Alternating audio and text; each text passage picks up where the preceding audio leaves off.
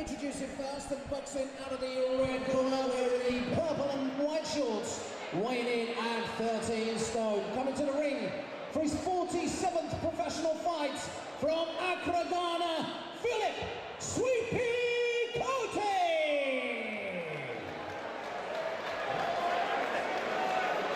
And his opponent, boxing out of the blue corner, wearing the white and gold, weighing in at 12 stone, 13 pounds. He comes to the ring with 11 wins from 12 professional fights, 8 inside the distance, 1 loss, no draws. From Lightwater, Surrey, Jake the Blade Ball! Your referee in charge of the action is Mr. Jeff Hines. Your timekeeper at the bell, Mr. John Smith. Okay, gentlemen, 6 rounds or less. Protect yourself at all times. Obey my commands at all times. Touch gloves. Good luck. In the first fight. 6 rounds or less. Well, Jake Bull, as I say, now up at the Ingle Gym in Sheffield. He's not been up there long. He's up there Monday to Saturday, then back for weekends. He's got a young family down in the south of England, but he's got a big fight on the horizon, October the 27th. Well, it's a massive the fight. Copper Box against Craig Richards. It's a cracking fight between those two. So nothing could go wrong tonight. That's the plan anyway. KOTEY, as I mentioned, has boxed some really good opponents, but he's never come close to beating any of them, but he is tough.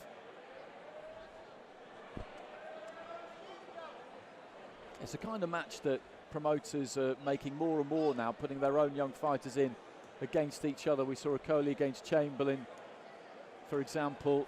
We saw a Coley against Luke Watkins. That was another good one.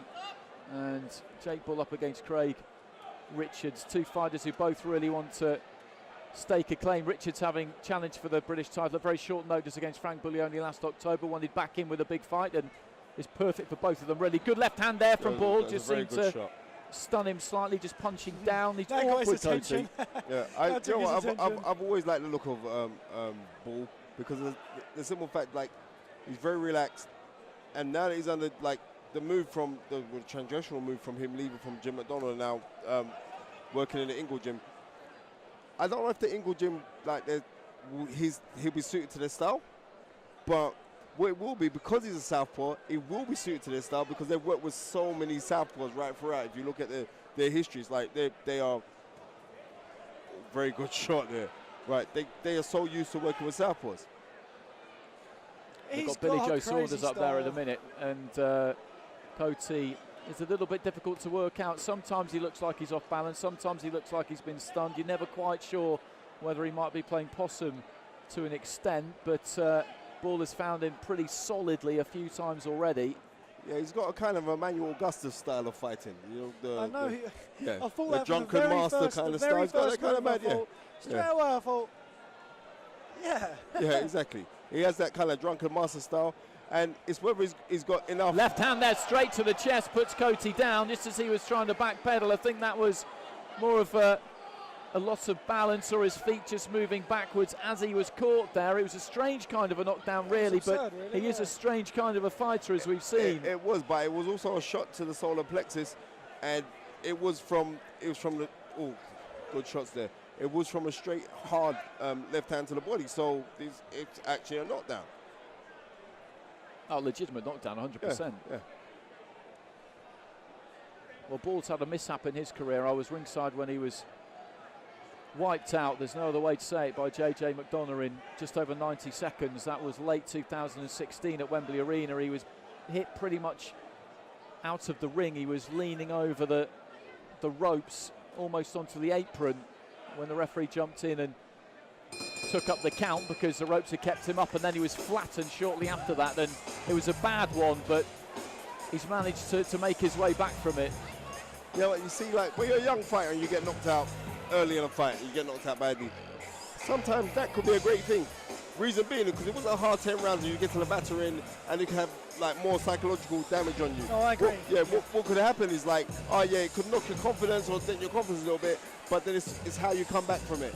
And the major thing is, like, his comeback fair play on the matchroom as he's come back and he's been in competitive fights. It's not like he's come back and he's like, okay, we're going to get you a Latvian and we're going to get you and we're going to try and play it safe with you. He hasn't done that. And for the mere fact that he's fighting Craig Richards up next shows you the desire of this young man and also shows you the desire of Craig Richards.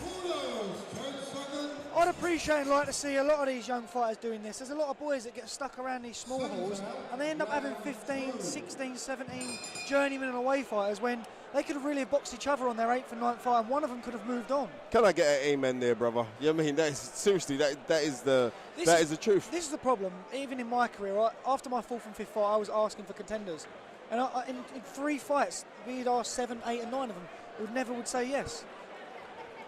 Good left hand there from Ball, and again KOTEY was just caught slightly off balance. He is a tricky customer to kind of work out, but Ball hasn't been sucked into any of it. He's just landed good, clean, accurate punches and knocked him back there with a right hand, but again isn't in too much of a hurry to try and follow up. He's got good sharp hands, Jake Ball.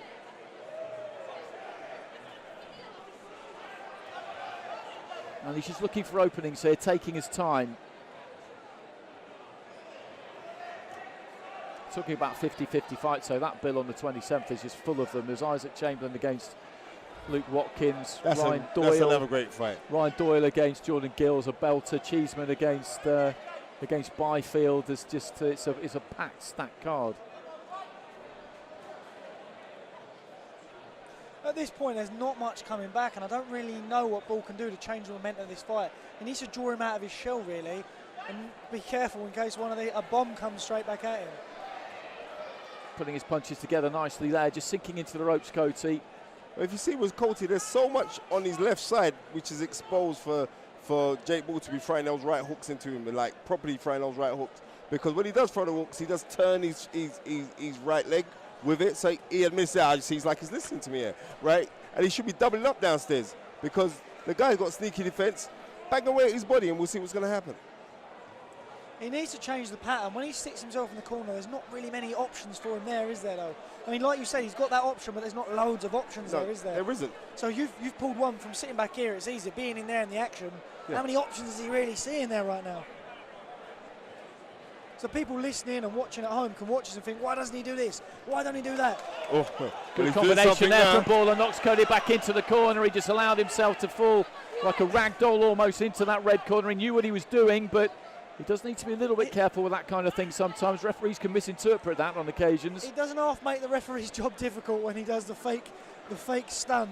Yeah, he does, but I think because 10 rounds or less, Jeff Hines is is there. He's pretty up close and he can see what's going on because, you know, KOTEY's he's playing about, but right now, Jake Ball should be throwing that left hand straight to the chest. Good shots. Look at him lining up that backhand throw. Well, down goes KOTEY. I'm not sure if this is going to be scored as a knockdown. The referee is going to take up the count here.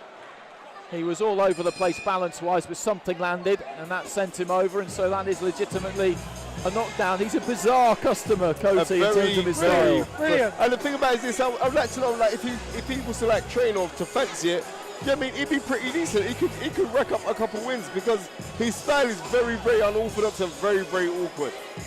Brilliant, that, brilliant. I like the way he does that. He gets it, he falls back, he could draw him in. Yeah. Every now and then, if he wanted to, he could respond and throw a big right hand, and if that landed...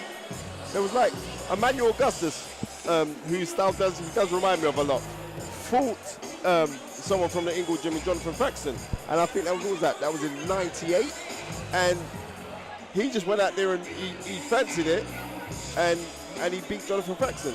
So you're wondering, someone like himself now, if he could get himself in condition, what he could do. But he's like enjoying the fact on the role of being a journeyman. Okay, I hear that, but fight. You know what I mean? Just fight. How many people do you think these guys with these kind of styles like accidentally knock people out?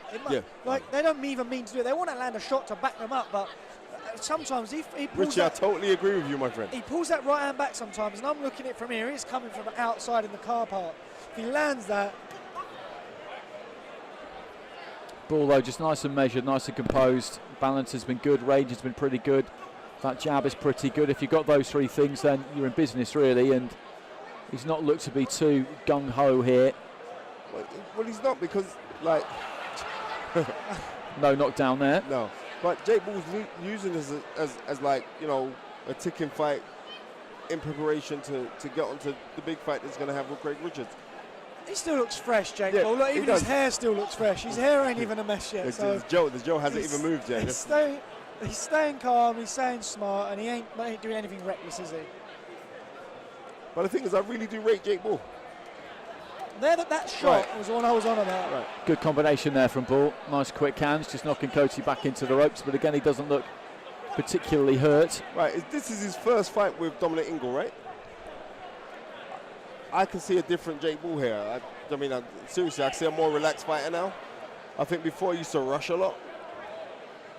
He's been there about 2 weeks. He's been there since I think the Monday before last. It's a fairly recent development. About March time, he started to think about maybe making a change, but he had problems with his hands, and the fight that was scheduled for May got put back to July and got put back to now, and he's putting the punches together here, and Jeff Hines steps in the end, and that was always going to be one route to victory if nothing was really coming back from KOTEY, and he really did just pile on the pressure. Right. He's not really hurt, is he, at all? He's not, but you know what? Defend yourself at all times, but then also you got to answer back. That if you're being attacked like that, that was the right thing to do, because this could have been drawn out for another how many more rounds it could have run, right? Another 2 more rounds. Me personally, I wouldn't want to see that. Jake Paul did the right thing. He got you in the corner. Okay, you're not going to move for now. We've got a lot of options. I'm just going to pummel away at you, and Jeff Hines did the right thing by stopping it. Agreed. And that was always the most likely method for Paul to enjoy an early night. He's still got Terry Stewart over in the corner there, still involved from his earlier days. There was no acrimony in the split with Jim McDonnell. It was just time for a change. It happens often enough in a fighter's career. Moving away from home, maybe away from those home comforts, is something that fighters feel they need to do sometimes to get really serious. And of course he's surrounded by the likes of Billy Joe Saunders, Kell Brook, Atish Shafiq, Liam Williams now as well, Jason Quigley. There's loads of them up there. There's so many guys. Okay, ladies and gentlemen, after 1 minute and 42 seconds of round 3, the contest was stopped with Philip Sweet Pea KOTEY in no position to continue. Ladies and gentlemen, your winner from Lightwater, Surrey, Jake "The Blade" Paul!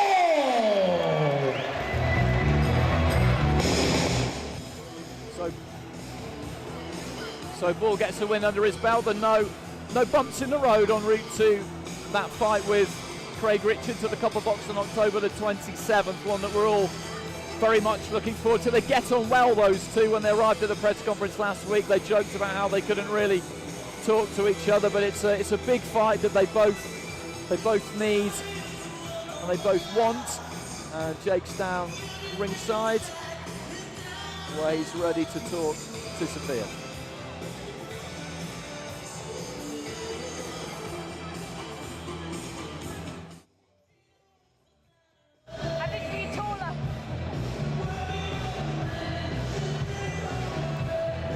Congratulations on the win.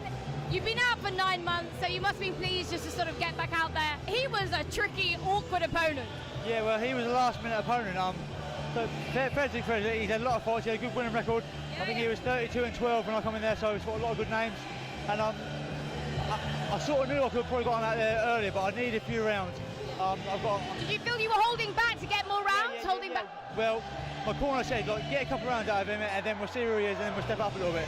And after the second round, Dom said, this is round 8, so just pick up a bit, Kane, and get him out of there, so that's what I've done. The guys over in the corner, the commentators were saying they've seen a different Jake Paul. Is that to do with your new Dominic Ingles? Yeah, definitely. Obviously, like now, I'm based up in Sheffield in Ingles gym with Dominic Ingles. I've got a fantastic team up there, and I'm looking forward to what's coming. Now you're out next month, right? Against Craig Richards for a title fight. That's right, yeah. I'm defending my WBA belt against Craig Richards, October 27th at the Copper Box, so that's going to be the big one. It's going to be a very good fight, and I'm looking forward to showing everyone how much improved I have got. Well, look forward to that. It'll be a great fight. Congratulations, well done. Okay, thank you. Back to you, Andy.